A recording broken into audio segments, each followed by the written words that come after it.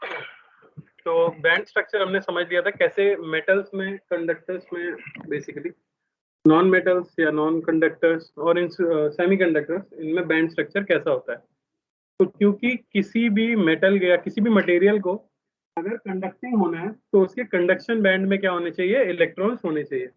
ये इलेक्ट्रॉन्स कहाँ से आ सकते हैं, ये वैलेंस बैंड से आ सकते हैं। तो जैसा कि कंडक्टर्स में होता है, जो कंडक्शन बैंड है और वैलेंस बैंड है वो क्या होते हैं, मर्ज्ड होते हैं। इसलिए पहले से ही कुछ इलेक्ट्रॉन्स कंडक्शन बैंड में होते हैं तो अच्छे कंडक्टर्स होते हैं। जबकि इंसुलेटर्स में क्या होता है, जो फर्मी एनर्जी लेवल है, यानी कि वैलेंस बैंड के हाईएस्ट इलेक्ट्रॉन के पास जितनी एनर्जी है उसमें, और कंडक्शन बैंड में जाने के लिए जो मिनिमम एनर्जी चाहिए, उनके बीच का जो गैप है वो 5 इलेक्ट्रॉन वोल्ट से ज्यादा होता है। अब ये गैप इतना ज्यादा होता है कि नॉर्मल टेम्परेचर्स पर ये अपने आप ओवरकम नहीं हो सकता। तो हम कह सकते हैं कि इनके कंडक्शन बैंड में कोई भी इलेक्ट्रॉन नहीं होता। क्योंकि कंडक्शन बैंड में कोई भी इलेक्ट्रॉन नहीं है तो ये कंडक्टिविटी शो नहीं कर पाते। जबकि सेमीकंडक्टर्स में भी बैंड मर्ज तो नहीं होते, पर उनके बीच का जो गैप है वो काफी कम होता है। पर इतना कम होता है कि नॉर्मल रूम टेम्परेचर पर आते आते इलेक्ट्रॉन्स एक्साइट हो जाते हैं और अपने आप कहाँ चले जाते हैं, कंडक्शन बैंड में चले जाते हैं, जिससे ये रिलेटिवली ज्यादा कंडक्टिंग हो जाते हैं इंसुलेटर से। पर कंडक्टर जितने अच्छे कंडक्टर भी है नहीं होते, उतनी अच्छी तरह फ्लो नहीं करा पाते चार्ज। अब इनकी कंडक्टिविटी को बढ़ाने के लिए एक प्रोसेस हमने पढ़ा था जिसे हमने कहा था डोपिंग। डोपिंग क्या है, डोपिंग एक प्रोसेस है जिसमें आप अपने सेमीकंडक्टर के अंदर कुछ इम्प्यूरिटी मिक्स करते हो, जिससे उसकी कंडक्टिविटी क्या हो जाती है, बढ़ जाती है। ठीक है, तो दो टाइप के सेमीकंडक्टर हमें पढ़ने होते हैं। पहले है इंट्रिंसिक सेमीकंडक्टर और दूसरे हैं एक्सट्रिंसिक सेमीकंडक्टर। ठीक है ना। इंट्रिंसिक सेमीकंडक्टर किन्हें बोला जाता है, ये बेसिकली फोर्थ ग्रुप एलिमेंट्स हैं और ये प्योर सेमीकंडक्टर होते हैं। जैसे यहाँ पे एग्जांपल दिया है सिलिकॉन और जर्मेनियम। इनके फर्मी एनर्जी गैप की वैल्यू आप देख सकते हो, तो इलेक्ट्रॉन वोल्ट से काफी कम है। जर्मेनियम में तो बहुत ही कम है। तो नॉर्मल रूम टेम्परेचर पे आते आते इलेक्ट्रॉन अपने आप कहाँ चले जाएंगे, कंडक्शन बैंड में चले जाएंगे।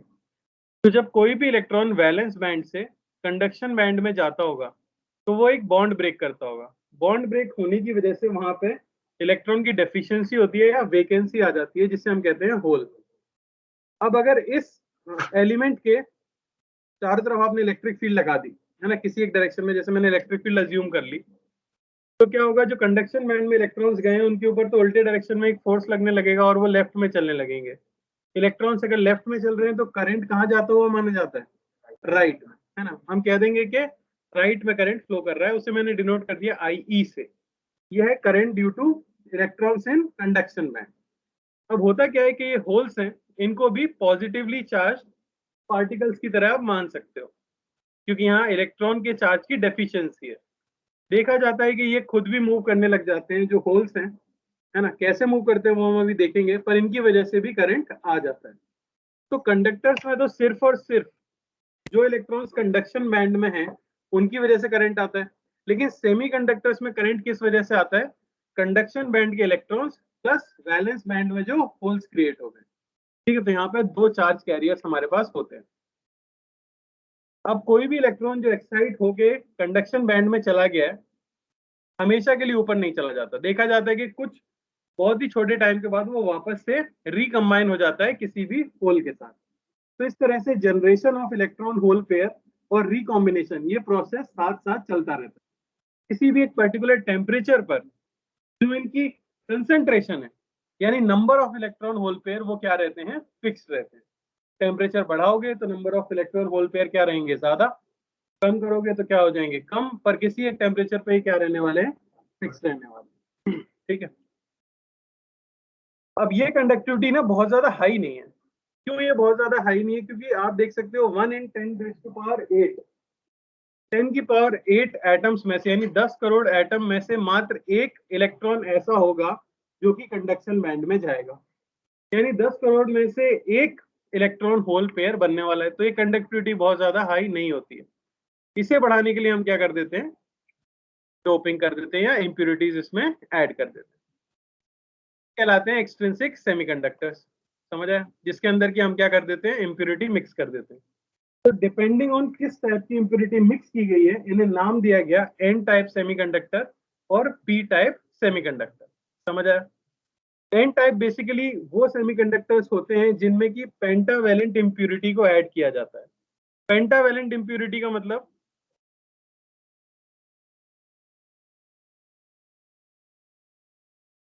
ठीक है ना, फॉस्फोरस है, आर्सेनिक, ठीक है। सिमिलरली पी टाइप सेमीकंडक्टर के अंदर आप ट्राइवेलेंट इंप्यूरिटी को क्या करते हो, ऐड कर देते हो। तो ऐसा होने से क्या होगा, देखो जरा ऐसा करने से। अब यहाँ आप स्ट्रक्चर देख सकते हो, जैसे हम बात करें एन टाइप की, तो यहाँ पे हर जगह क्या थे, सिलिकॉन के आइटम्स थे और उनमें कोवेलेंट बॉन्ड बना हुआ था। लेकिन अब हमने क्या है, इंप्यूरिटी ऐड की है, और ऐसी ऐड की है कि हर 10,000 एटम्स में से एक एटम किसका होगा, फॉस्फोरस का होगा। तो मैंने उसी सिचुएशन को यहाँ पे देख लिया। अब क्योंकि इसके पास कितने इलेक्ट्रॉन है, 5, लेकिन इसने बॉन्ड कितने बनाए हैं, 4, तो इसके 4 इलेक्ट्रॉन तो बिजी हो गए, लेकिन एक इलेक्ट्रॉन इसके पास एक्स्ट्रा है। ये इलेक्ट्रॉन क्या है, फ्री इलेक्ट्रॉन है। तो इसे थोड़ी सी भी एनर्जी मिलेगी तो ये कहाँ चला जाएगा, कंडक्शन बैंड में, और ये करंट में कंट्रीब्यूट करने लगेगा। लेकिन क्या इस इलेक्ट्रॉन की वजह से किसी होल का क्रिएशन होगा, नहीं, ये तो एक्स्ट्रा था और ये सिर्फ कहाँ चला गया, ऊपर चला गया। होल बेसिकली बनता है जब कोवेलेंट बॉन्ड ब्रेक हो। यहाँ तो कोई कोवेलेंट बॉन्ड ब्रेक हुआ नहीं है, तो ये ऊपर चला गया। तो इस टाइप के सेमीकंडक्टर में अगर पूछा जाए कि प्योर के कंपैरिजन में जो इलेक्ट्रॉन्स की कंसेंट्रेशन होगी वो कैसी हो जाएगी, काफी ज्यादा। और इलेक्ट्रॉन होल पेयर इक्वल होगा, मतलब नंबर ऑफ इलेक्ट्रॉन और नंबर ऑफ होल सेम रहेंगे क्या इसमें, नहीं, क्योंकि इसमें इलेक्ट्रॉन होल पेयर के इलेक्ट्रॉन तो है ही, साथ ही साथ ये एक्स्ट्रा वाले इलेक्ट्रॉन्स भी हैं, तो इसमें इलेक्ट्रॉन की कंसेंट्रेशन काफी ज्यादा होगी compare to hole. Similarly P type के अंदर पी टाइप के अंदर आप क्या करते हो, जैसे एल्यूमिनियम की इंप्योरिटी हमने ले ली, अब इसके पास क्या है बताओ, इसके पास 3 इलेक्ट्रॉन है, पर इसे बॉन्ड कितने बनाने हैं, 4। 4 बॉन्ड बनाने के लिए क्या करता है, अपने पास वाले सिलिकॉन बॉन्ड को ब्रेक करके, इसकी एनर्जी काफी कम होती है, ब्रेक करके खुद क्या कर लेता है, एक बॉन्ड फॉर्मेशन कर लेता है। ऐसा होने की वजह से इसके ऊपर चार्ज कैसा आ जाता है, नेगेटिव। सिमिलरली यहाँ इसके ऊपर चार्ज कैसा आ जाएगा, पॉजिटिव, क्योंकि यहाँ पे इसने बॉन्ड ब्रेक किया है, तो यहाँ पे क्या क्रिएट हो जाएगा, एक होल। लेकिन क्या इस होल के क्रिएशन की वजह से कोई इलेक्ट्रॉन कंडक्शन बैंड में गया क्या, तो इस केस के अंदर किसकी कंसेंट्रेशन ज्यादा होगी, होल्स की कंसेंट्रेशन इलेक्ट्रॉन से क्या होती है, काफी ज्यादा होती है, क्योंकि इसमें जो इम्प्यूरिटी है वो सिलिकॉन बॉन्ड को ब्रेक करके क्या बना लेती है, एक खुद का बॉन्ड बना लेती है। समझ आया? तो हम ऐसा कह सकते हैं कि एन टाइप सेमीकंडक्टर के अंदर तो नंबर ऑफ इलेक्ट्रॉन ज्यादा होंगे नंबर ऑफ होल्स से, साथ ही साथ एटम्स पे कैसा चार्ज होगा, पॉजिटिव। कंफ्यूज जाते हैं कई बार, याद रखना, इनसे नेगेटिव होता है पर चार्ज आता है पॉजिटिव, उल्टा। पी से पॉजिटिव ध्यान रहता है पर उल्टा आता है नेगेटिव। समझ आ रहा है, उल्टा आता है। तो पी टाइप के अंदर क्या होगा, नंबर ऑफ होल्स काफी ज्यादा होंगे नंबर ऑफ इलेक्ट्रॉन से। समझ आया? इनका एनर्जी बैंड डायग्राम कुछ इस तरह का दिखता है। ये आपको वैलेंस बैंड दिख रहा है, ये कंडक्शन बैंड है। तो डोनर इंप्यूरिटी का एनर्जी लेवल कुछ यहाँ लाई करता है। अब ये एनर्जी क्या है, इसके कंपैरिजन में तो बहुत कम है, तो ये बड़ी आसानी से अपने इलेक्ट्रॉन को क्या कर सकता है, डोनेट कर सकता है। क्योंकि अपने इलेक्ट्रॉन को डोनेट करता है, इसलिए ऐसी इंप्यूरिटी को हम डोनर इंप्यूरिटी कहते हैं। समझ आया? तो कौन सी वाली डोनर इंप्यूरिटी है, ट्राइवेलेंट या pentavalent, pentavalent. Similarly acceptor impurity का एनर्जी लेवल जो होता है वो वैलेंस बैंड के बहुत पास होता है, तो ये बड़ी आसानी से वैलेंस बैंड से इलेक्ट्रॉन को क्या कर सकते हैं, एक्सेप्ट कर सकते हैं। समझ आ रहा है? इसलिए इसे क्या कहते हैं, एक्सेप्टर इंप्यूरिटी कह देते हैं। इंपॉर्टेंट पॉइंट मैंने यहाँ लिखी दिया है, नंबर ऑफ इलेक्ट्रॉन्स बहुत ज्यादा होगा नंबर ऑफ होल से, किसके अंदर, पी या एन, एन, और नंबर ऑफ इलेक्ट्रॉन बहुत ज्यादा होगा, नंबर ऑफ बहुत कम होगा नंबर ऑफ होल से, किसमें, पी टाइप। समझ आया? कुछ कुछ इंपॉर्टेंट चीजें हैं, ये लिख लो, एटलीस्ट ये तो लिख लो कि नाम है N type, P type. N type में पेंटावेलेंट, पी टाइप में ट्राइवेलेंट। डायग्राम भले मत बनाओ, नोट। एक्सेस ऑफ इलेक्ट्रॉन, जैसे आपको पता है फॉस्फोरस पे कितने इलेक्ट्रॉन्स हैं, और उसने बॉन्ड कितने बनाए, उसके पास एक्स्ट्रा इलेक्ट्रॉन है, क्या एनर्जी मिलने पर ये इलेक्ट्रॉन जा सकता है कंडक्शन बैंड में, चला जाएगा, क्या वो होल क्रिएट करेगा, तो बस नंबर ऑफ इलेक्ट्रॉन बढ़ गए, क्योंकि इलेक्ट्रॉन होल पेयर तो बन ही रहे हैं साथ साथ, पर ये भी एक एडिशनल चीज होने लग गई इंप्योरिटी ऐड करने से। ठीक है, नाम लिख लो, इंप्योरिटी का टाइप लिख लो, और साथ ही साथ ये लिख सकते हो कि एन टाइप के अंदर इलेक्ट्रॉन्स बहुत ज्यादा है, पी टाइप के अंदर होल्स बहुत ज्यादा है।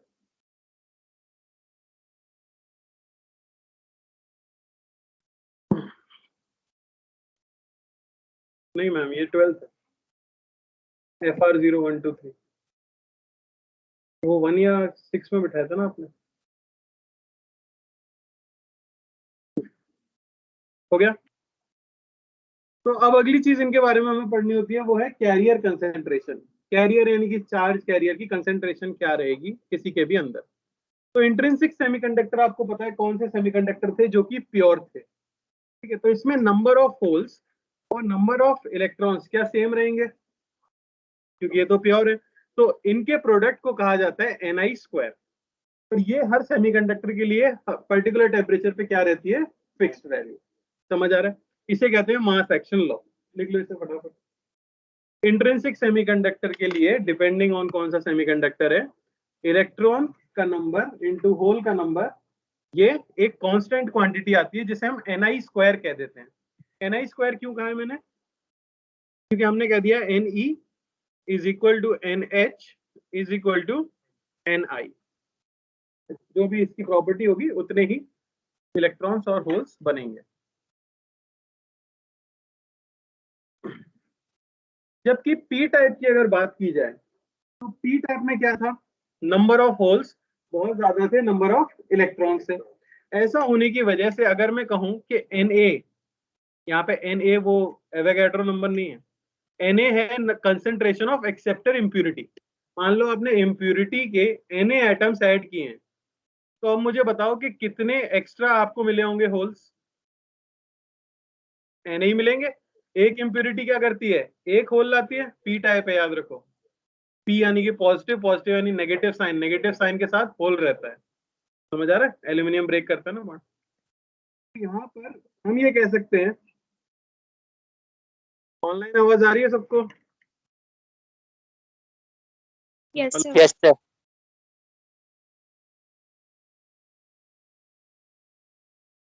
अटेंडेंस कहाँ गई?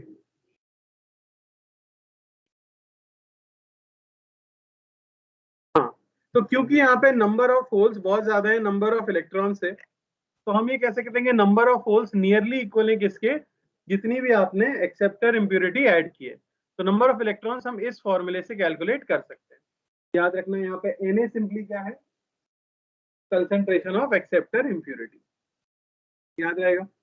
सिमिलरली एन टाइप में क्या हो जाएगा, नंबर ऑफ इलेक्ट्रॉन्स बहुत ज्यादा है नंबर ऑफ होल से।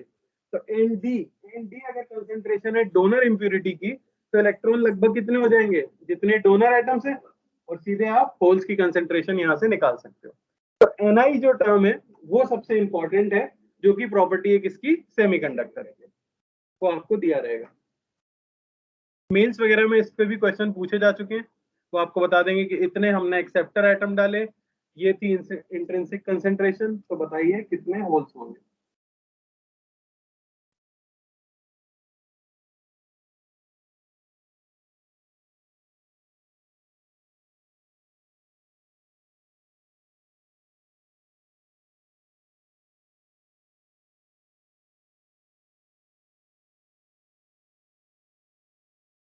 हो गया? क्वेश्चन तो इस पे कर ही लोगे मेरे हिसाब से, करने की जरूरत तो नहीं है। इसमें कुछ भी ऐसा नहीं है जो खुद से याद रखना होता है, एनआई वगैरह की वैल्यू वगैरह कुछ याद नहीं रखनी, सब दिया ही होगा क्वेश्चन। अगली चीज है इलेक्ट्रिकल कंडक्शन इन मेटल्स। तो ये हम पढ़ चुके हैं करंट इलेक्ट्रिसिटी में। आपको पता है कंडक्टर्स के अंदर फ्री इलेक्ट्रॉन्स होते हैं तो करंट आता है। करंट का फॉर्मूला क्या आया था, आई आया था AVD, ये जहाँ पे एरिया ऑफ क्रॉस सेक्शन था। Current upon area of cross section ये देता है करंट डेंसिटी। तो देखो J जिसे हम डिनोट करते थे करंट डेंसिटी, वो क्या हो जाएगा, NeVd। Vd यहाँ पे क्या है, ड्रिफ्ट वेलोसिटी ऑफ इलेक्ट्रॉन्स, याद है। कंडक्टर्स के लिए ड्रिफ्ट वेलोसिटी प्रोपोर्शनल आती है अप्लाइड इलेक्ट्रिक फील्ड के। तो यहाँ से एक और फॉर्मूला आ जाता है Vd is equal to mu e. Proportionality जो हटाई है और म्यू हम एक कांस्टेंट लाए हैं, इसे कहा जाता है मोबिलिटी ऑफ चार्ज कैरियर्स। अगर आप एनसीईआरटी से करंट इलेक्ट्रिसिटी पढ़ोगे तो वहां पे मोबिलिटी टर्म दिखी होगी, हो सकता है आपने सोचा होगा वहां पे मैंने स्किप कर दी, वो इसीलिए क्योंकि यहाँ पे काम आ जाएगा इसका, ठीक है, तो इस फॉर्मूले को नोट डाउन जरूर कर लो। कंडक्टर्स में ड्रिफ्ट वेलोसिटी इलेक्ट्रिक फील्ड के साथ रिलेटेड डायरेक्टली है। D is mu E, mu जहां है मोबिलिटी ऑफ चार्ज कैरियर, जो कि कंडक्टर में कौन होता है, इलेक्ट्रॉन।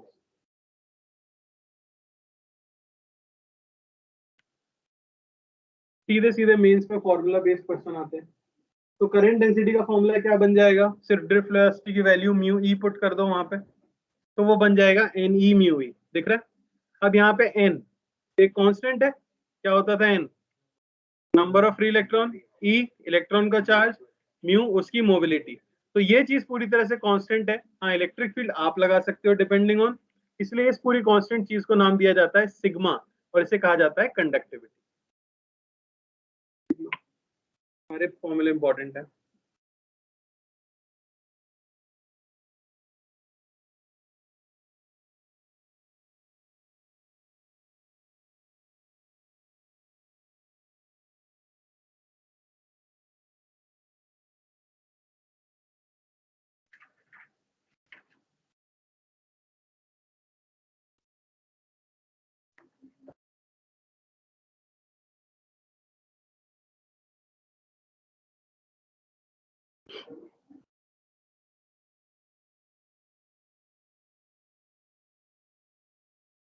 ठीक है, तो ये तो हो गया कंडक्टर्स के लिए।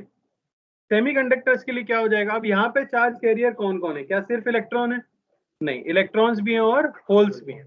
तो यहाँ पे दोनों ही क्योंकि कंट्रीब्यूट करते हैं करंट में, तो नेट करंट डेंसिटी आप कह सकते हो current density due to electrons plus current density due to holes.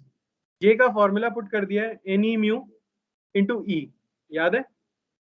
Similarly N H into E into mu H into, यहाँ पे आप क्लियरली देख सकते हो ई को अगर हटा दें तो वो क्या बन जाएगा, सिग्मा बन जाएगा कि नहीं। अरे यहाँ तक था ना एन ई म्यू, ब्रैकेट मैंने थोड़ा बड़ा बना दिया, ये सिग्मा ई और ये सिग्मा एच। तो सिग्मा के टर्म्स में भी आप याद रख सकते हो करंट डेंसिटी टोटल क्या हो जाती है, sigma of conductivity of electrons plus conductivity of holes into external electric field.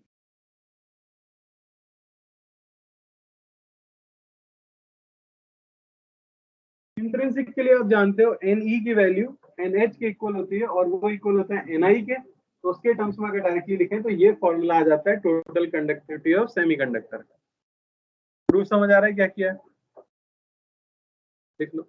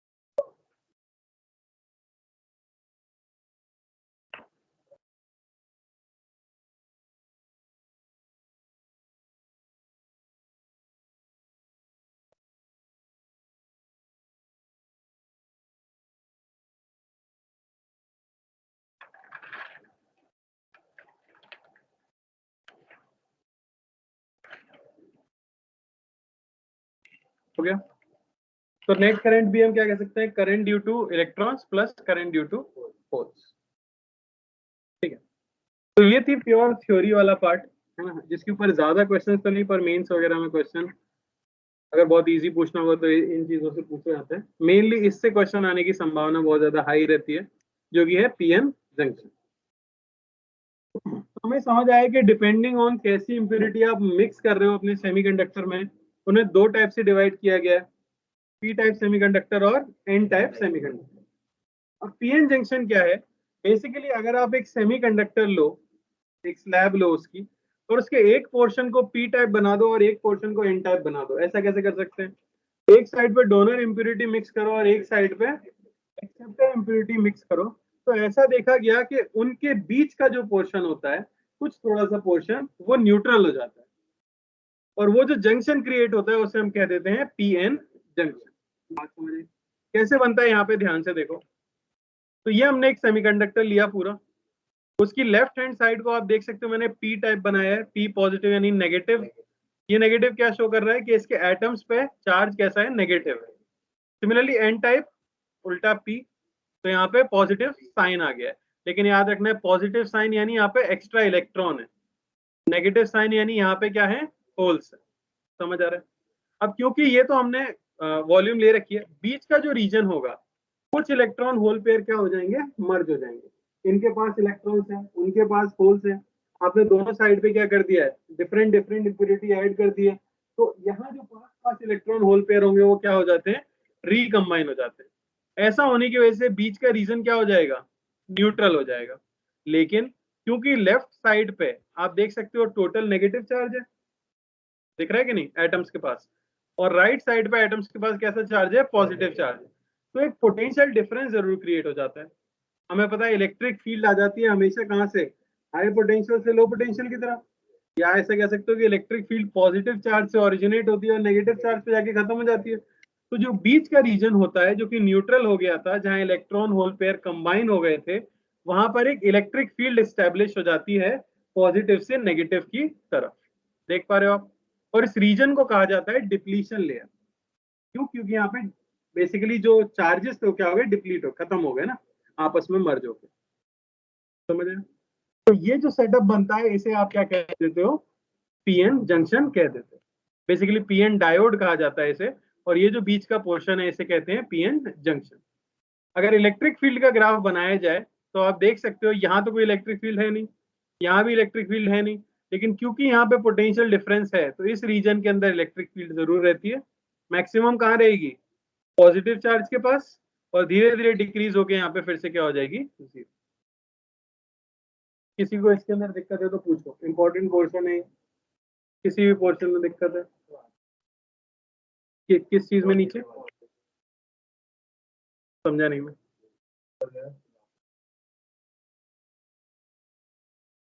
किस केस के लिए? अच्छा इसके आगे के लिए कह रहे हो? इसके आगे के लिए ये शायद इन्होंने पोटेंशियल शो कर दिया है ग्राफ के लिए। हाँ पोटेंशियल का ग्राफ है, फिर ये इलेक्ट्रिक फील्ड का ग्राफ नहीं, पोटेंशियल का ग्राफ है, यहाँ लिख भी लो।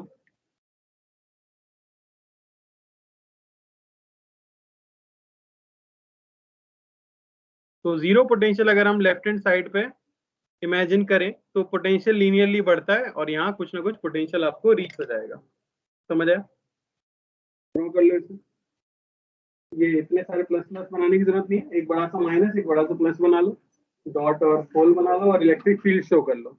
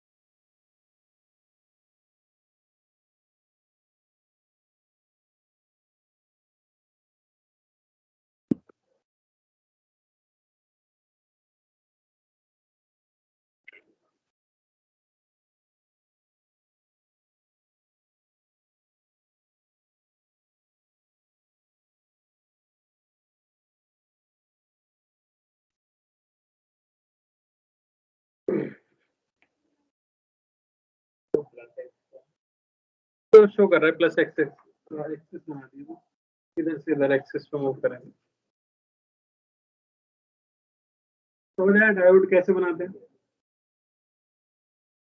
तो बीच का रीजन यहाँ पे लिखा भी है, electron and holes recombine in the middle region to create a charge free region which is called depletion layer या ट्रांजिशन रीजन। ठीक है ना? सब कुछ लिख दिया है मैंने ताकि आप कभी आगे चल के पढ़ो तो दिक्कत नहीं। अब क्योंकि इलेक्ट्रिक फील्ड बीच में आ गई और हम क्लियरली देख पा रहे हैं कि पोटेंशियल डिफरेंस भी है, और ये पोटेंशियल डिफरेंस अक्रॉस आया है पीएन जंक्शन, इसलिए उसे नाम दिया जाता है जंक्शन पोटेंशियल। ठीक है ना, या जंक्शन वोल्टेज, ये यहाँ पे लिख दिया मैंने। The potential difference is called junction voltage. इसी पीएन जंक्शन को जंक्शन डायोड भी कहा जाता है, ठीक है ना, इसी का नाम है डायोड। तो डायोड बनाने के लिए सिंपली बस क्या करना है, एक सेमीकंडक्टर को एक साइड पे पी टाइप, एक साइड पे एन टाइप आपको बनाना है और वो बन जाएगा एक डायोड। अब डायोड का यूज क्या होता है वो अभी आपको नहीं पता, धीरे धीरे हमें समझ आएगा, ठीक है। ये समझने के लिए एक और टर्म हमें समझनी होती है जिसे कहा जाता है बायसिंग। ये सारी चीजें बहुत इंपॉर्टेंट है, इसलिए ध्यान से सुनना, कुछ भी कंफ्यूजिंग लगे तो पूछ लेना, ठीक है। बायसिंग का मतलब क्या होता है, बेसिकली पोलैरिटी डिसाइड करना अपने डायोड के अंदर, ठीक है। तो एक चीज तो हमें पता है कि पीएन जंक्शन जो है वो सिर्फ और सिर्फ एक ही डायरेक्शन में चार्ज के फ्लो को अलाउ करता है। याद करो सेमीकंडक्टर जब शुरू किया था तो हमने कहा था ऐसी डिवाइसेस हैं ये जो कि सर्किट के अंदर चार्ज के फ्लो को क्या कर सकती है, कंट्रोल कर सकती है। तो जो पीएन जंक्शन जस्ट आपने बनाया, इसकी एक खास प्रॉपर्टी है कि ये चार्ज को या करंट को सिर्फ एक ही डायरेक्शन में फ्लो करने देता है और दूसरे डायरेक्शन में नहीं फ्लो करने देता। समझ आ रहा है?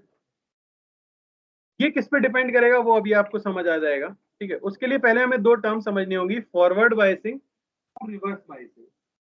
ये सिंपली डिसाइड होता है बैटरी की पोलैरिटी से। बहुत कुछ लिखा है इसलिए कंफ्यूज मत हो, मैं जो बोल रहा हूँ सिर्फ उस पर ध्यान दो, ठीक है। ये आपको दिख रहा है एक पीएन जंक्शन, ये साइड पी है, ये साइड एन है। अगर आपने पी टाइप को बैटरी के पॉजिटिव टर्मिनल से कनेक्ट कर लिया तो इसे कहा जाता है फॉरवर्ड बायसिंग। जब आपका डायोड फॉरवर्ड बायस्ड होगा तभी वो करंट को अलाउ करेगा, अगर वो रिवर्स बायस्ड है तो वो करंट के फ्लो को अलाउ नहीं करेगा। इतनी सी बात बस हमको याद रखनी है। ऐसा क्यों होता है वो अभी हम समझ जाएंगे, पर अभी समझ आया फॉरवर्ड बायसिंग किसे कहा जाएगा, जब पी टाइप को आप पॉजिटिव टर्मिनल ऑफ बैटरी से कनेक्ट करोगे। इसका जो सिंबल होता है वो ये होता है, ये एक डायोड का सिंबल है जिसमें एक ट्राइंगल और एक स्ट्रेट लाइन बनाई जाती है। ट्राइंगल हमेशा पी एंड को डिनोट करता है और जो स्ट्रेट लाइन है वो एन एंड को डिनोट करती है। तो फॉरवर्ड बायसिंग के लिए ट्राइंगल जो है वो हायर पोटेंशियल पे होना चाहिए, यानी वो प्लस से कनेक्टेड होना चाहिए, और एन जो है वो माइनस से कनेक्टेड होना चाहिए। क्या क्या इंपॉर्टेंट समझ आया? पी टाइप अगर हायर पोटेंशियल पे है एन टाइप के कंपैरिजन में तो डायोड कहलाएगा फॉरवर्ड बायस्ड और वो करंट के फ्लो को अलाउ करेगा। डायरेक्शन ऑब्वियसली हाई से लो ही रहेगी, पी से एन की तरफ करंट फ्लो कर जाएगा। लेकिन अगर आपने पी टाइप को नेगेटिव टर्मिनल से ऐड कर दिया और एन टाइप को पॉजिटिव टर्मिनल से ऐड कर दिया तो ऐसी सिचुएशन में आपका डायोड कहलाता है रिवर्स बायस, और ये उस सर्किट या इस ब्रांच के अंदर करंट के फ्लो को अलाउ नहीं करेगा, आपका करंट फ्लो ही नहीं कर पाएगा। समझ आए? अब ऐसा होता क्यों है ये हम समझते हैं। यहाँ आप देख सकते हो क्लियरली, ये हमारा डायग्राम था। यहाँ पे डिप्लीशन लेयर आपको दिख रही है ना, एक साइड नेगेटिव चार्ज है एक साइड पॉजिटिव चार्ज है जिसकी वजह से एक इलेक्ट्रिक फील्ड आ गई। ये आपका पी टाइप है, ये आपका एन टाइप है। मान लो मैंने इसे प्लस दिया और इसे माइनस दिया, तो हमने एक्सटर्नल एक वोल्टेज अप्लाई किया, क्या हम एक एक्सटर्नल फील्ड भी लेके आए? अरे बोलो हाँ। क्या डायरेक्शन होगी उस एक्सटर्नल फील्ड की? राइट की तरफ। अब जो इलेक्ट्रिक फील्ड राइट की तरफ आई है वो आपके डिप्लीशन लेयर के इलेक्ट्रिक फील्ड को सपोर्ट कर रही है या अपोज कर रही है? अपोज कर रही है, ठीक है। तो आप क्या करते हो, एक वोल्टेज अप्लाई कर देते हो जिसकी वजह से एक एक्सटर्नल इलेक्ट्रिक फील्ड आ जाती है। अब ये इलेक्ट्रिक फील्ड इसे कैंसिल करने की कोशिश करेगी, तो बहुत छोटी सी वैल्यू इसे कैंसिल कर पाएगी? नहीं। धीरे धीरे आपने बढ़ाई ये इलेक्ट्रिक फील्ड, एक समय आएगा जब ये इलेक्ट्रिक फील्ड और अंदर की जो इलेक्ट्रिक फील्ड है ये दोनों इलेक्ट्रिक फील्ड इक्वल हो जाएंगी। तब आप क्या कह सकते हो, नेट बीच में इलेक्ट्रिक फील्ड क्या हो गई? जीरो। उसके बाद अगर आपने इसे और बढ़ाया तो फिर क्या होगा, अब नेट इलेक्ट्रिक फील्ड आ जाएगी राइट की तरफ। समझ आ रहा है? इलेक्ट्रिक फील्ड आई राइट की तरफ, यानी होल्स पे फोर्स किधर लग रहा होगा? राइट में। अरे समझ पा रहे हो? और इलेक्ट्रॉन्स पे फोर्स कहाँ लग रहा होगा? लेफ्ट में। तो अगर होल्स पे फोर्स लगेगा राइट में, इलेक्ट्रॉन्स पे फोर्स लगेगा लेफ्ट में, तो ये जाके क्या होने लग जाएंगे? मर्ज। समझ आया? और जैसे जैसे ये रिकम्बाइन होंगे अब हम कह सकते हैं कि इलेक्ट्रॉन होल पेयर का रिकॉम्बिनेशन शुरू हो गया है। समझ आ रही है बात? और करंट क्या होने लग गया है? फ्लो होने लग गया है। इसी की जगह अगर मैंने उल्टी पोलैरिटी दी होती, इसे नेगेटिव बनाया होता और इसे पॉजिटिव बनाया होता, तो आपने जो एक्सटर्नल फील्ड लगाई है उसकी डायरेक्शन क्या आती? क्या आती? तो ये अंदर वाली फील्ड को क्या करती? सपोर्ट करती, जिससे अंदर की नेट इलेक्ट्रिक फील्ड और क्या हो जाती? स्ट्रॉन्ग हो जाती। ऐसा होने की वजह से होल्स पे फोर्स कहाँ आता है? लेफ्ट में। इलेक्ट्रॉन्स पे फोर्स कहाँ आता है? राइट में। क्या ये कभी रिकम्बाइन हो पाते? करंट फ्लो नहीं कर पाता क्योंकि चार्ज मूव नहीं करता। समझ आया कॉन्सेप्ट क्या है फॉरवर्ड बायसिंग और रिवर्स बायसिंग? तो एक लाइन में बोल रहा हूं तो हम ये कह सकते हैं फॉरवर्ड बायसिंग में हम पोलैरिटी इस तरह की रखते हैं कि जो एक्सटर्नल इलेक्ट्रिक फील्ड आई है वो अंदर की इलेक्ट्रिक फील्ड को कैंसिल करे और चार्जेस के रिकॉम्बिनेशन को शुरू कर दे। जबकि रिवर्स बायसिंग में हम एक्सटर्नल फील्ड इस तरह की लगाते हैं कि वो इंटरनल फील्ड को सपोर्ट करे और बीच के सेपरेशन को क्या करे, बढ़ा दे और इलेक्ट्रॉन होल पेयर को कंबाइन होने ना दे। तो ये उनकी वर्किंग है, इस वजह से इलेक्ट्रॉन होल पेयर कंबाइन नहीं हो पाएंगे और कोई करंट फ्लो नहीं कर पाएगा रिवर्स बायसिंग में। लिखने की चिंता मत करो, ये सब कुछ मैंने लैंग्वेज में यहाँ पे लिख दिया है ना? ठीक है। इस केस में आप एक्सटर्नल फील्ड उल्टे डायरेक्शन में लगा रहे हो, अब ऑब्वियसली क्या होगा, नेट इलेक्ट्रिक फील्ड अंदर की कम हो गई है, तो जो विड्थ है डिप्लीशन लेयर की वो क्या होती जाती है, कम होती जाती है, क्योंकि आप वो दोनों मर्ज होना शुरू कर रहे हैं। जबकि अगर आप सेम डायरेक्शन में लगाते हो रिवर्स बायसिंग में, तो डिप्लीशन लेयर की विड्थ क्या हो जाती है, बढ़ जाती है। उसकी वजह से जंक्शन का पोटेंशियल डिफरेंस भी क्या होगा, बढ़ जाएगा और इलेक्ट्रॉन जंप नहीं कर पाएंगे कंडक्शन बैंड में। समझ पा रहे हो? और इलेक्ट्रॉन होल पेयर रिकंबाइन नहीं हो पाते। देखो, तो इसे समझा जाता है वोल्ट एम्पियर कैरेक्टरिस्टिक। इस कर्व का नाम है वोल्ट एम्पियर कैरेक्टरिस्टिक कर्व। देखो ये डायग्राम मैंने यहाँ पे बनाया, ये आपका एक पीएन जंक्शन है, ध्यान से देखना भाई। ये सिंपली एक बैटरी से कनेक्टेड था, यहाँ एक एमीटर लगा दिया ताकि पता कर सके ब्रांच में करंट आ भी रहा है कि नहीं आ रहा। यहाँ एक वोल्ट मीटर लगा दिया। मैंने क्या किया, एक बैटरी का वोल्टेज अप्लाई किया, इसे पॉजिटिव टर्मिनल रखा और इसे नेगेटिव टर्मिनल रखा। बताओ आपका डायोड कैसा है, फॉरवर्ड बायस या रिवर्स बायस? Forward bias. क्या ये करंट के फ्लो को अलाउ करेगा? अच्छा, क्या तुरंत करंट आ जाएगा? पहले उसे क्या करना पड़ेगा, जो इंटरनल इलेक्ट्रिक फील्ड है उसे कैंसिल करना पड़ेगा। डिप्लीशन लेयर धीरे धीरे छोटी होती जाएगी और जब डिप्लीशन लेयर खत्म हो जाएगी तभी तो करंट आना शुरू होगा। तो ऐसा देखा जाता है, आप जब वोल्टेज अप्लाई करते हो तो शुरुआत में बहुत छोटा सा करंट या ना के बराबर करंट है, देख पा रहे हो? एक पर्टिकुलर वोल्टेज अप्लाई करने पर अब करंट आना शुरू हो गया और करंट काफी तेजी से बढ़ना शुरू हो गया। क्यों? क्योंकि जो जंक्शन पोटेंशियल था अब वो क्या हो गया, ओवरकम हो गया। ये दोनों इलेक्ट्रिक फील्ड इक्वल हो गई, एक दूसरे को कैंसिल कर दिया और अब आगे एक्स्ट्रा जो भी इलेक्ट्रिक फील्ड आप लगा रहे हो वो क्या कर रही है, इधर धक्का दे रही है होल्स को और इलेक्ट्रॉन्स को, ताकि वो क्या हो सके, रिकंबाइन हो सके। समझ आया? और यहाँ पे करंट अच्छा खासा आपको दिख जाता है। तो इस जोन को कहा जाता है फॉरवर्ड बायस जोन। वो वोल्टेज जिस पर की फॉरवर्ड बायसिंग शुरू हो जाती है, यानी कि करंट फ्लो शुरू हो जाता है अच्छा खासा, उसे कहते हैं नी पॉइंट वोल्टेज। तो बेसिकली जो भी वोल्टेज का डिफरेंस हो उसी के इक्वल और ऑपोजिट आपको वोल्टेज लगाना पड़ेगा कि नहीं। मान लो नॉर्मल डायोड के अंदर डिप्लीशन लेयर के अक्रॉस वोल्टेज 0.2 वोल्ट का था, तो आपको फॉरवर्ड बायसिंग करते समय एक्सटर्नल बैटरी मिनिमम कितने की लगानी पड़ेगी, 0.2 वोल्ट की। उससे ज्यादा लगाओगे तो अच्छा करंट फ्लो करेगा, मिनिमम उतना लगाओगे तो जस्ट डिप्लीशन लेयर की थिकनेस 0 हुई होगी। समझ आया? आइडियली रिवर्स बायसिंग में क्या होगा, मान लो मैं बैटरी की पोलैरिटी उल्टी कर दूं, देख रहे हो मैंने इसे उल्टा कर दिया, तो ये रिवर्स बायस हो गया, यानी कि अब कोई करंट फ्लो नहीं करना चाहिए। पर आइडियली ऐसा देखा गया है, जो एक्सपेरिमेंटली लोगों ने ऑब्जर्व किया, कि ऑलमोस्ट ना के बराबर करंट फ्लो करता है, एग्जैक्टली जीरो फ्लो नहीं करता, थोड़ा सा करंट फ्लो करता है। और अब रिवर्स बायसिंग में वोल्टेज कितना भी बढ़ाते जाओ उससे कुछ फर्क नहीं पड़ेगा, ये वैल्यू फिक्स रहती है रिवर्स बायसिंग में जो करंट की है, जिसे हम कहते हैं सैचुरेशन करंट। क्या कहते हैं, saturation current, reverse saturation current भी कहते हैं इसे।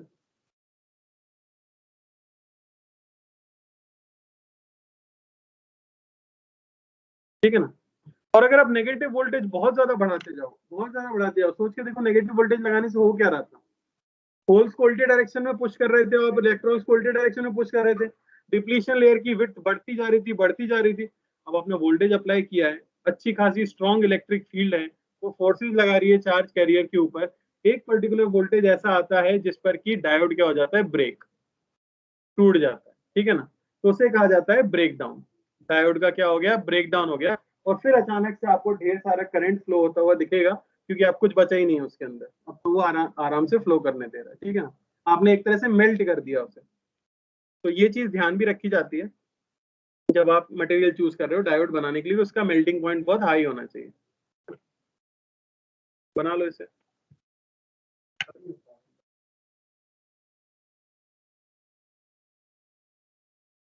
कैसे कंबाइन हो रहा है? न्यूट्रल हो रहा है लेकिन लगातार आते भी तो जा रहे हैं ना, वहां पे चलते हुए आते भी तो जा रहे हैं ना।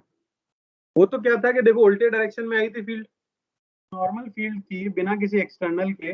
अब ये फील्ड होल्स को इधर आने नहीं दे रही थी और इलेक्ट्रॉन्स को इधर आने नहीं दे रही थी, जिसकी वजह से कंबाइन नहीं हो पा रहे थे, तो एक रीजन चार्ज फ्री रह गया था। लेकिन जो एक्सटर्नल फील्ड है वो तो होल्स को लगातार धक्का देती जा रही है इधर, और इलेक्ट्रॉन्स को इधर धक्का देती जा रही है, तो चार्ज फ्री रीजन आपको मिलेगा ही नहीं, कहीं ना कहीं तो आपके मर्ज होते ही रहेंगे बीच में एकदम सेंटर पे। ये कर्व काफी इंपॉर्टेंट है, याद रखना। इसमें टर्मिनोलॉजी जो है आई नॉट से ही रिप्रेजेंट करते हैं हम रिवर्स सैचुरेशन करंट को। नी पॉइंट वोल्टेज वो वोल्टेज है जो कि इंटरनल इलेक्ट्रिक फील्ड को ओवरकम करेगा। फॉरवर्ड बायसिंग में अच्छा खासा करंट फ्लो करेगा, रिवर्स बायसिंग में ना के बराबर करंट फ्लो करेगा और थोड़ा बहुत करता है, जिसे हम रिवर्स सैचुरेशन करंट कहते हैं।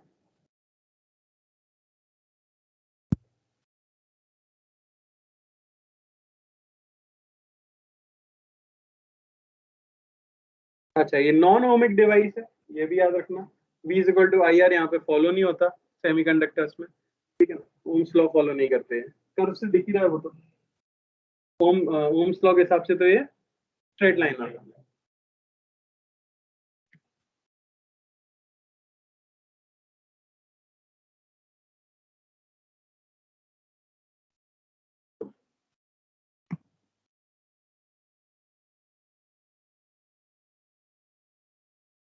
इसका मॉड्यूल मिला है क्या आप लोगों को? सेमीकंडक्टर का मिला?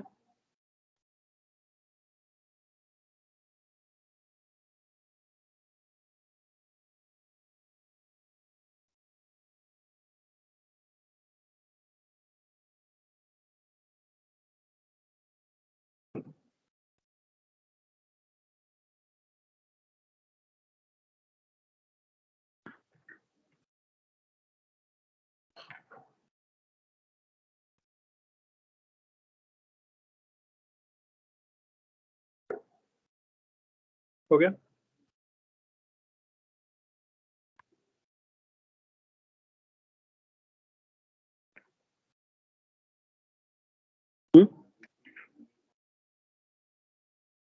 अलग अलग मटेरियल के लिए अलग अलग होगा।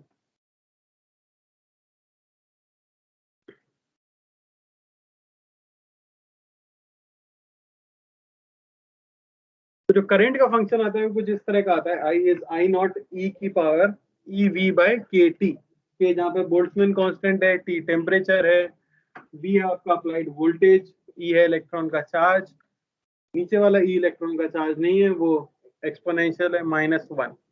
हाई वोल्टेज पे क्योंकि ये टर्म 1 से बहुत बड़ी हो जाती है तो सिर्फ हम ये वाला करंट का फंक्शन याद रखते हैं, नोट डाउन कर लेना इसे। प्रूफ वगैरह अपने सिलेबस में नहीं है।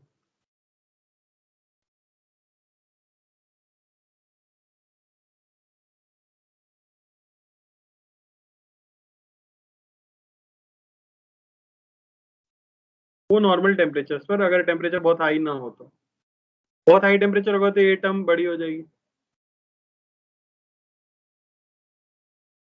हाई वोल्टेज, सॉरी टेम्परेचर नहीं, टेम्परेचर तो नीचे आ रहा है ना इसमें।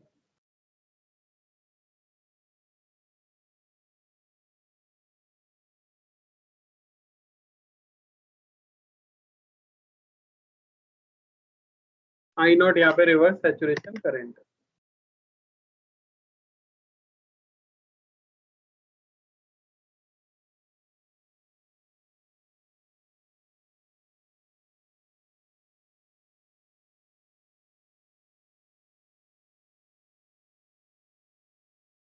ठीक है, तो मान लो आपने कोई वोल्टेज अप्लाई किया, कुछ करंट आ गया, अब आपसे पूछे बताओ जंक्शन का रेजिस्टेंस क्या था।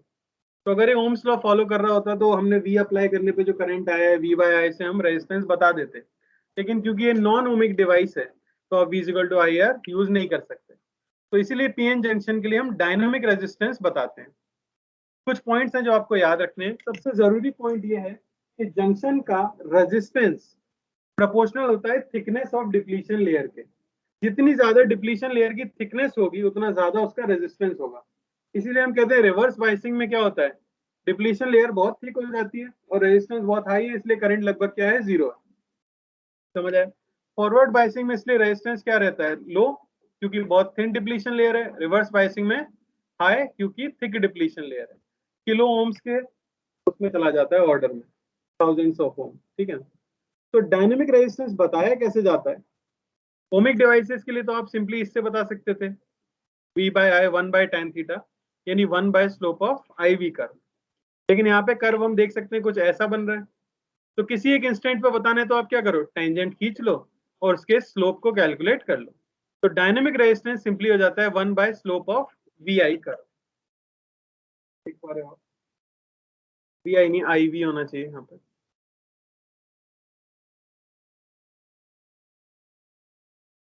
ठीक है, सेम चीज अप्लाई की है, बस dv बाई डी आई लिख दिया है, v बाय आई डायरेक्टली हम नहीं लिख सकते। तो किसी एक पर्टिकुलर मोमेंट को चूज करके उसी इंस्टेंट पर हम क्या करते हैं, रेजिस्टेंस को डिफाइन कर देते हैं। तो क्लियरली यहाँ पे देख पा रहे हो, डिपेंड कर रहा है किस पे, अप्लाइड वोल्टेज के ऊपर भी। जैसे जैसे वोल्टेज बदलोगे रेजिस्टेंस क्या होता जा रहा है, बदलता जा रहा है कि नहीं बदलता जा रहा, स्लोप बदल रहा है ना। तो याद आपको बस क्या रखना है कि जो भी कर्व होगा उसका स्लोप का रेसिप्रोकल आपको देगा डायनेमिक रेजिस्टेंस, है ना। और स्लोप किस पे डिपेंड करता है, वोल्टेज पर। तो बताओ हाई वोल्टेज पर रेजिस्टेंस कैसा होगा, 1 बाय स्लोप है ना, है कि नहीं। अरे बोलो, जितना वोल्टेज अप्लाई करोगे उतना रेजिस्टेंस कम होगा, तभी तो करंट बढ़ेगा। हाँ, आइडियल के लिए ग्राफ ऐसा बनना चाहिए था, देखो देख पा रहे हो, आइडियल के लिए रिवर्स बायसिंग में करंट कितना हो जाना चाहिए था, एग्जैक्टली जीरो। अरे दिख रहा है कि नहीं। और फॉरवर्ड बायसिंग में अगर रेजिस्टेंस जीरो हो जाता तो फिर करंट कितना हो जाना चाहिए था, इनफाइनाइट। जबकि बना कैसा था वो कर्व जो हमने अभी जस्ट बनाया ना, उसमें और इसमें अंतर समझ आ रहा है। इसमें रिवर्स बायसिंग में करंट सिंपली क्या कर दिया, जीरो, क्योंकि रेजिस्टेंस हो गया इनफाइनाइट। और फॉरवर्ड बायसिंग में करंट हो गया इनफाइनाइट, क्योंकि रेजिस्टेंस हो गया। ठीक है,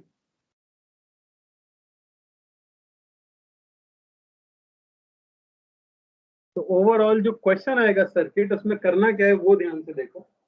अगर करंट ऐसे फ्लो कर रहा है, ठीक है ना, तो आपको समझ आ जाएगा कौन हायर पोटेंशियल पे, पी या एन। तो ये कौन सी बायसिंग है, फॉरवर्ड या रिवर्स। तो सर्किट में इसे रिप्लेस कर दोगे किससे, कंडक्टिंग वायर। और अगर करंट ऐसे फ्लो कर रहा है तो कौन हायर पोटेंशियल पर है, तो सर्किट को क्या कर दोगे, ब्रेक। इतना सा याद रखना है आप। कैपेसिटर में क्या होता था, T0 पर कैपेसिटर किससे रिप्लेस होता है, कंडक्टिंग वायर। और टी इंफिनिटी पे सर्किट ब्रेक हो जाता है। इंडक्टर में क्या होता है, T0 पर कोई करंट नहीं और टी इंफिनिटी पर कंडक्टिंग वायर। सिमिलरली डायोड का भी याद रखना है, फॉरवर्ड बायसिंग में कंडक्टिंग वायर, रिवर्स बायसिंग में सर्किट ब्रेक। इतना तो बना लो ये वाली चीज।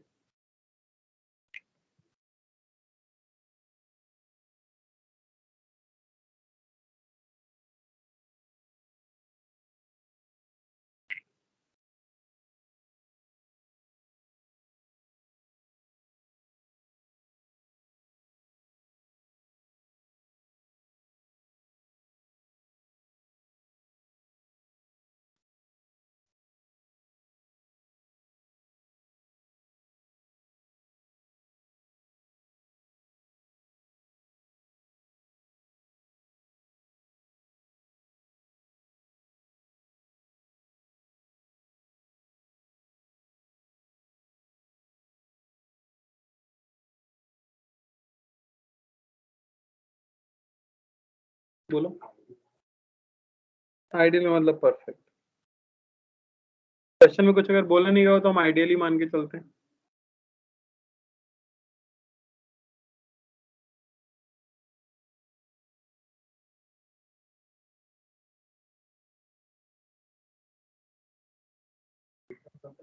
क्या होता है, हाँ लाइट नहीं जाती, नहीं, इसके लिए ऐसा बोलते हैं कि 1 प्लस कॉस थीटा होता है, तो थीटा 180 तो 1 माइनस 1 0। ठीक है, 1 प्लस कॉस थीटा बड़ा क्या पर, ऐसा होता है डिग्री पे लाइट डायरेक्शन पे, तो अगर आगे जाती है तो कॉस थीटा 0, 1+1 2 फिर पीछे जा रहा है तो थीटा 180 तो 1 - 1 0 इससे पीछे कोई लाइट नहीं जा रहा। एक्चुअली वेव फ्रंट वाली थ्योरी किसने दी थी? हाइजेंस ने दी थी। उनको भी सेम चीज पूछी गई थी कि वेव फ्रंट पीछे ट्रेवल क्यों नहीं कर रहा। उन्होंने इसका कोई एक्सप्लेनेशन नहीं दिया था, इसलिए तो उनकी थ्योरी आगे चल के नहीं भी मानी गई थी। तो मुझे ही लगता है इसका कोई रीजन ये है, क्योंकि अगर आप सेकेंडरी वेवलेट को पॉइंट सोर्स मानते हो तो वो तो चारों तरफ सेम लाइट फेंकना चाहिए, फिर पीछे लाइट क्यों नहीं जा रही? तो उसका ये तो मुझे कोई, ये कौन सा फॉर्मूला है कॉस थीटा?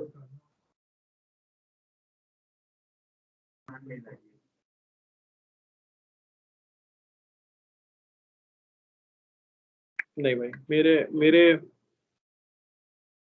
मुझे नहीं पता है, मतलब ऐसा कोई फॉर्मूला हो सकता है हो, पर अपने सिलेबस में नहीं है जहां तक है। एनसीईआरटी में अगर दिया है तो अलग बात है, मुझे लगता नहीं दिया है ऐसा कुछ।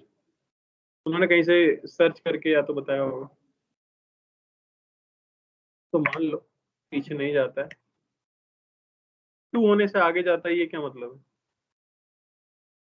3 हुआ तो वो आप हो सकता है न्यूमेरिकली वैसा आया हो कि 2 आ रहा है, तो वो एंगल पे डिपेंडेंट होता है उनके हिसाब से। पर हम डिफ्रैक्शन में तो सेम मानते हैं ना उसको, इंटेंसिटी को हर तरफ। ठीक है, चलो एक आध क्वेश्चन कर लेते हैं।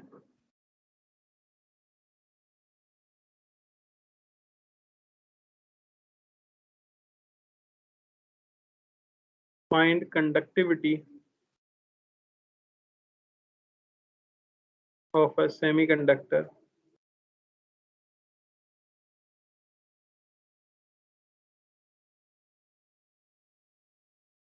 having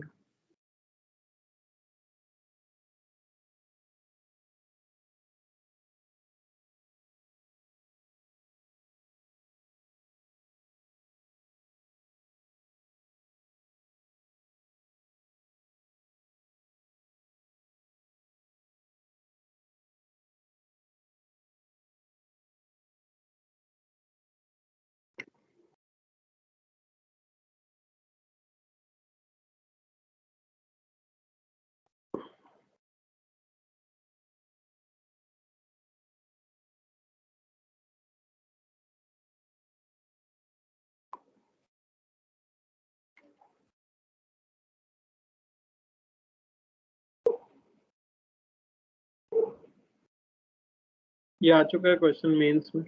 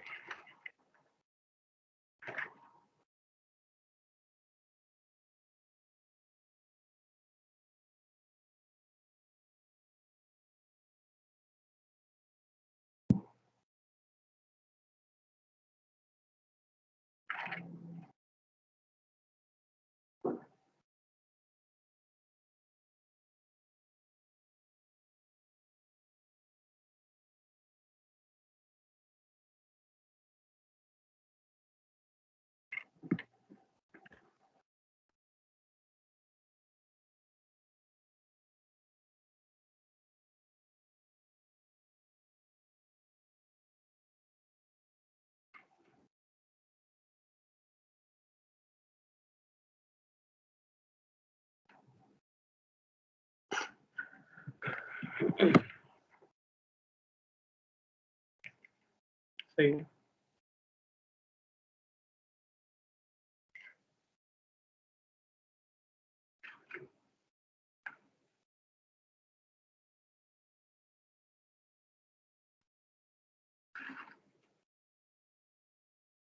जीरो पॉइंट 168 1.68 है।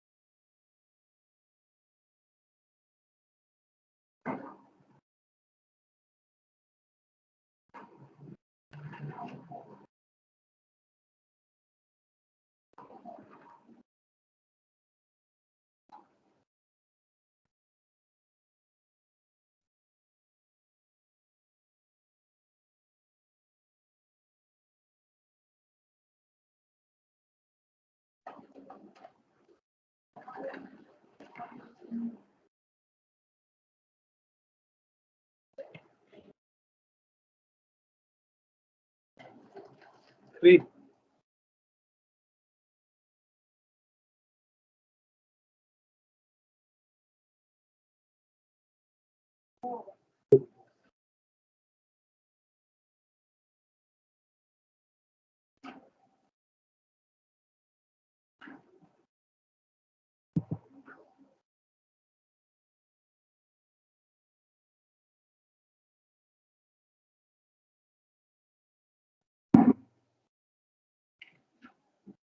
क्या आ गया सबका? सिग्मा सिंपली क्या लिख सकते हो?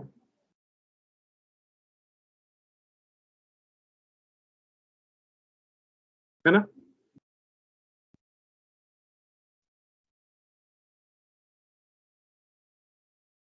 सेकंड में आपको बताना था करंट।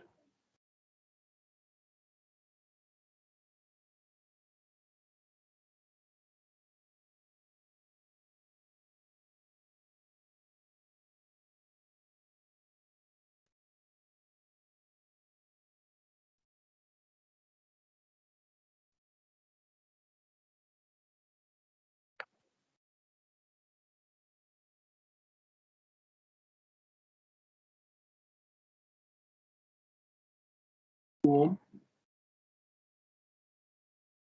करंट। तो आप देख सकते हो ये वाला जो है, ये तो क्या हो गया हमारा रिवर्स बायस, जबकि ये क्या है फॉरवर्ड बायस। तो करंट यहां से निकलकर सिर्फ इस तरह से फ्लो करने वाला है। तो 4 ओम और 2 ओम सीरीज में, तो करंट सिंपली हमें मिल जाएगा 12/4 + 2।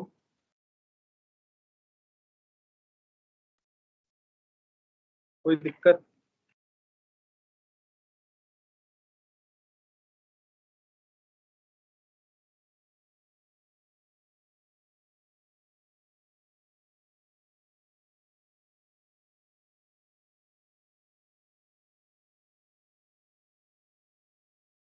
नहीं, उसमें एन अलग अलग दे रखा है ना बेटा, दोनों का कंसंट्रेशन सेम थोड़ी दिया है। एनआई तो आप सिर्फ इंट्रिंसिक में यूज कर सकते हो ना, समझ आ रहा है? एनई और एनएच दिया है तो एनआई की जगह क्या रखोगे? अगर ऐसा हो तो सवाल में सेम था क्या, 10⁻18 10⁻19, तो आपको इंडिविजुअली करना पड़ेगा। सिंपल है ना? चलो अगली चीज हमें देखनी है break down mechanism of a diode in reverse biasing. जो हमने कहा था कि रिवर्स बायसिंग में आप जब वोल्टेज को उल्टा कर दोगे तो करंट फ्लो ना तो बंद हो जाएगा, पर हाँ बहुत छोटा सा करंट फ्लो कर रहा होगा, जिसे हम रिवर्स सैचुरेशन करंट कहते हैं। आपके वोल्टेज बढ़ाने से भी उस करंट पर कोई फर्क नहीं पड़ेगा, लेकिन अगर आप वोल्टेज को लगातार बढ़ाते गए तो एक पॉइंट ऐसा रीच होगा जहां पर कि डायोड क्या हो जाएगा, ब्रेक हो जाएगा, और फिर उससे ढेर सारा करंट फ्लो करेगा। तो ऐसा होता क्यों है? ठीक है, पहले तो रिवर्स बायसिंग में एक कांस्टेंट करंट फ्लो करता है माइनॉरिटी कैरियर की वजह से, जिसे हम सैचुरेशन करंट या आई नॉट कहते हैं। ये आपको पता था, तो थोड़े बहुत इलेक्ट्रॉन होल पेयर जो बन रहे हैं उनकी वजह से। ठीक है, जब आपने इसे इंक्रीज किया और वैल्यू VZ तक पहुंचा दिया, जो VZ को हम क्या कहते हैं, ब्रेक डाउन वोल्टेज कहते हैं, तो जो कोवलेंट बॉन्ड्स होते हैं नियर जंक्शन वो ब्रेक हो जाते हैं हाई इलेक्ट्रिक फील्ड की वजह से। जो डिप्लीशन लेयर का जंक्शन आपने बनाया है उसके पास में जो जितने भी एटम्स होंगे उन सभी के कोवेलेंट बॉन्ड्स क्या हो जाते हैं, हाई इलेक्ट्रिक फील्ड की वजह से ब्रेक हो जाते हैं। अगर बॉन्ड्स ब्रेक होंगे तो ढेर सारे इलेक्ट्रॉन क्या हो जाएंगे, फ्री।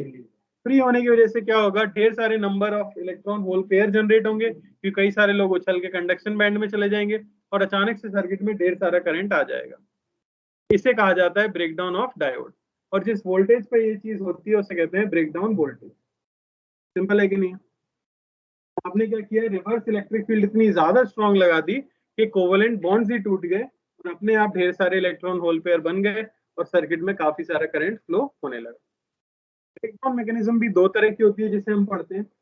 पहला है जीनर ब्रेकडाउन और दूसरा होता है एवलांच ब्रेकडाउन। ठीक है, पहले समझो जीनर ब्रेकडाउन के अंदर क्या होता है। ये तब होगा जब आपका डायोड जो है वो हेविली डोप्ड है। हेविली डोप होने का मतलब उसमें ढेर सारी इंप्योरिटी है। ठीक है ना? तो इसमें डिप्लीशन लेयर कैसी होने वाली है, काफी थिन। ठीक है। तो छोटा अगर आपका डी है, डी यहाँ पे कही गई है विड्थ ऑफ डिप्लीशन लेयर, समझने की कोशिश करना। इलेक्ट्रिक फील्ड को हम क्या कह सकते हैं, पोटेंशियल डिफरेंस अपॉन सेपरेशन। अरे E is equal to V D, मतलब V is equal to E D, याद है कि नहीं, potential difference electric field into distance. तो आपने हाई वोल्टेज रिवर्स में लगा रखा है और डी इनके बीच का सेपरेशन है, तो इलेक्ट्रिक फील्ड भी कैसी रहती है, काफी स्ट्रांग रहती है। इस इलेक्ट्रिक फील्ड की वजह से फील्ड एमिशन होता है। फील्ड एमिशन यानी कि जो इलेक्ट्रॉन्स थे वैलेंस बैंड में, वो चल के कहाँ चले जाते हैं, कंडक्शन बैंड में, और जिसकी वजह से ढेर सारे इलेक्ट्रॉन होल पेयर जनरेट होने लग जाते हैं। तो जीनर ब्रेकडाउन सिर्फ याद आपको इतना रखना है कि ये वाला ब्रेकडाउन कब होगा, जब डायोड क्या हो, हेविली डोप्ड हो। डायोड के हेविली डोप होने की वजह से क्या होता है, जब आप स्ट्रॉन्ग इलेक्ट्रिक फील्ड अप्लाई करते हो तो वैलेंस बैंड के इलेक्ट्रॉन्स उछल के कहाँ चले जाते हैं, कंडक्शन बैंड में, और काफी सारा करंट फ्लो करने लग जाता है। हाँ, ये सब रिवर्स बायसिंग में ही, ब्रेकडाउन सिर्फ रिवर्स बायसिंग में होगा। फॉरवर्ड बायसिंग में आप कितना भी वोल्टेज लगा दो, करंट लगातार बढ़ता चला जाएगा, उसमें ब्रेकडाउन नहीं होता है। रिवर्स बायसिंग में ही ब्रेकडाउन हो सकता है कि आप इतना वोल्टेज लगा दो कि जो वैलेंस बैंड में एक्स्ट्रा इलेक्ट्रॉन्स थे वो सब उछल के कहाँ चले गए, कंडक्शन बैंड में। समझ आया? एवरेज ब्रेकडाउन में क्या हो जाता है, जब पी और एन साइड को मॉडरेटली डोप किया है आपने बहुत ज्यादा डोपिंग नहीं की है, और डिप्लीशन लेयर अच्छी खासी थिक है पहले से। तो अगर डिप्लीशन लेयर ठीक है, अब आपने एक्सटर्नल इलेक्ट्रिक फील्ड लगाई है जो कि V बाई डी के इक्वल है, ठीक है। तो जो इलेक्ट्रॉन काफी ज्यादा यहाँ एक्सेलरेट होने वाले, वहां पे क्या, तो अपने पास गैप ही बहुत कम था, तो इलेक्ट्रॉन ज्यादा एक्सेलरेट हो नहीं पाए। यहाँ डिप्लीशन लेयर काफी थिक है, तो यहाँ से जब इलेक्ट्रॉन एक्सेलरेट होते हैं तो वो जाकर दूसरे बॉन्ड वाले इलेक्ट्रॉन से क्या करते हैं, टकराते हैं, और बॉन्ड को क्या कर देते हैं, ब्रेक, जिसकी वजह से फिर से ढेर सारे इलेक्ट्रॉन्स आपको मिलते हैं वैलेंस बैंड में, जो चल के कंडक्शन बैंड में चले जाते हैं, फिर से इलेक्ट्रॉन होल पेयर बन जाते हैं और काफी ज्यादा करंट फ्लो करने लग जाता है। मेन चीज याद क्या रखनी है, दो तरह के ब्रेकडाउन है, जेनर और एवलेंस। डिफरेंस क्या है, जेनर होता है जब हेविली डोप्ड हो, एवलेंस होता है जब मॉडरेटली डोप्ड हो। जेनर के अंदर क्या होता है, इलेक्ट्रिक फील्ड खुद ही इतनी स्ट्रांग होती है कि वो कोवेलेंट बॉन्ड्स को ब्रेक कर देती है रीजन के आसपास, जिसकी वजह से इलेक्ट्रॉन होल पेयर जनरेट होते हैं और करंट आ जाता है। जबकि एवलेंस ब्रेकडाउन में क्या होता है, जो बीच की डिप्लीशन लेयर है उसमें इलेक्ट्रॉन इतना ज्यादा एक्सेलरेट हो जाता है कि वो हाई स्पीड से जाता है और पास वाले कोवेलेंट बॉन्ड्स को ब्रेक करता है, और फिर से सेम प्रोसेस रिपीट होता है, इलेक्ट्रॉन फिर से कंडक्शन बैंड में चले जाते हैं। समझ आया? जेनर ब्रेकडाउन के लिए डिप्लीशन लेयर की थिकनेस बहुत कम होनी चाहिए, एवलेंस के लिए थिकनेस क्या होनी चाहिए, मॉडरेट या ज्यादा होनी चाहिए। समझ आया? तो एवलेंस के लिए ऑब्वियसली आपको वोल्टेज कैसे लगाना पड़ेगा, ज्यादा एज कंपेयर टू जेनर, ब्रेक करने के लिए, ठीक है, क्योंकि डिप्लीशन लेयर वहां पे थिक है, यहाँ पे थिन है। क्लियर हुआ?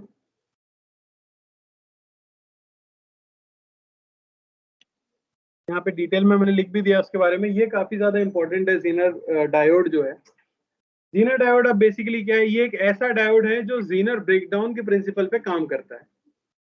अब तुम सोचोगे इसका यूज क्या है, अभी तक सोचा किसी ने, तो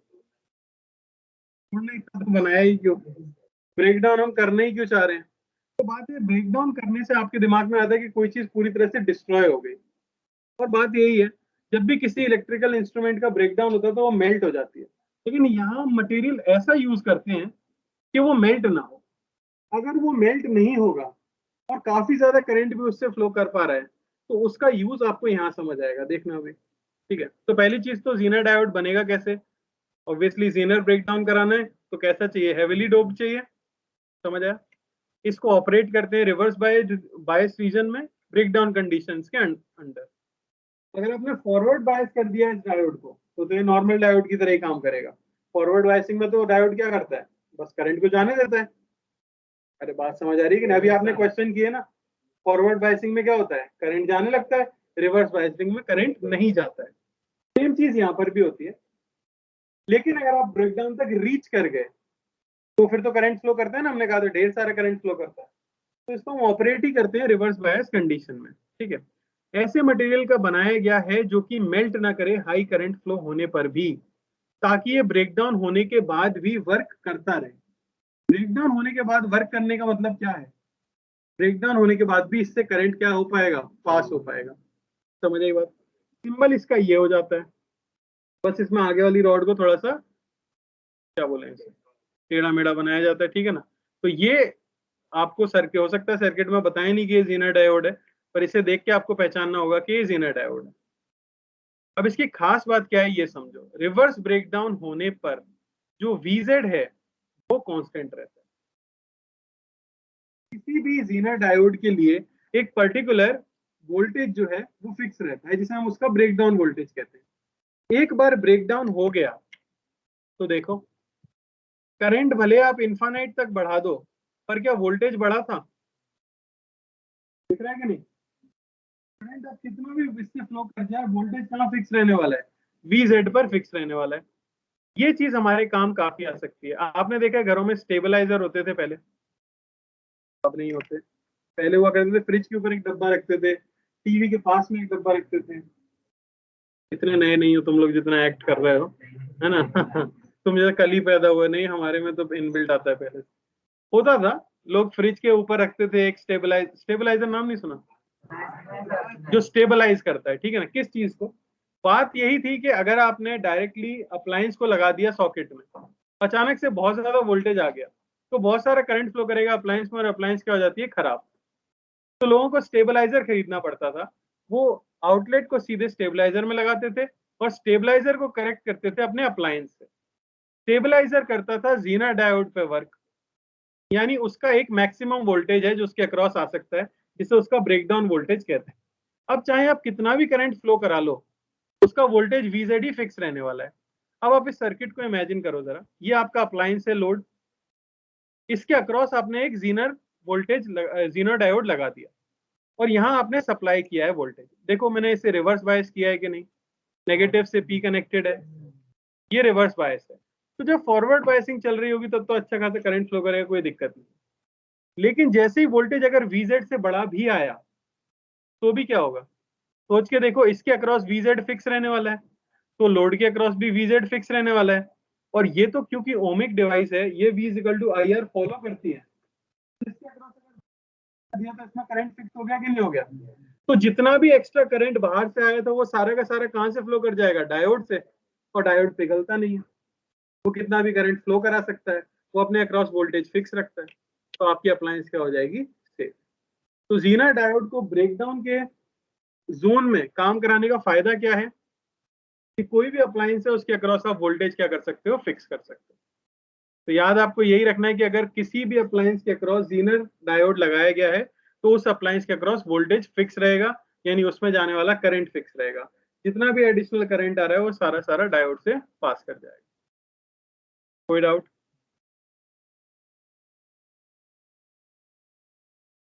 नहीं, आपने अगर इधर से ही सप्लाई कर रखा है तो ये हमेशा ही रिवर्स बायस कंडीशन में दिख रहा है कि नहीं?